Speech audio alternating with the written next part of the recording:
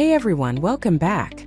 In this video, I'm going to show you how to add another admin in Microsoft 365. Whether you're managing a team or assigning responsibilities, giving someone admin access is quick and easy. Let's get started. First, open your browser and go to the Microsoft 365 Admin Center. Sign in using your global admin or existing admin account. So here you can see I'm now in the Microsoft 365 Admin Center dashboard. Once you're in the Admin Center, look at the left-hand menu. Click on Users and then choose Active Users. Find the user you want to assign to admin role. Click on their name to open their account details. Here I choose Lynn Robbins. Click on her name to open her account details. On the right panel, scroll down until you see Roles. Click on Manage Roles.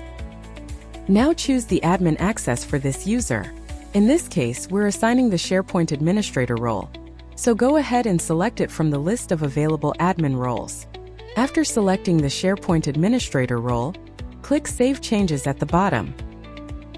Now you can see the confirmation message showing that the admin role has been successfully updated for this user.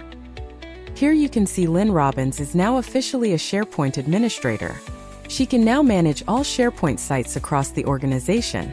This includes creating and deleting sites, managing site permissions, controlling storage and sharing settings, and others. And that's it. You've successfully added another admin in Microsoft 365.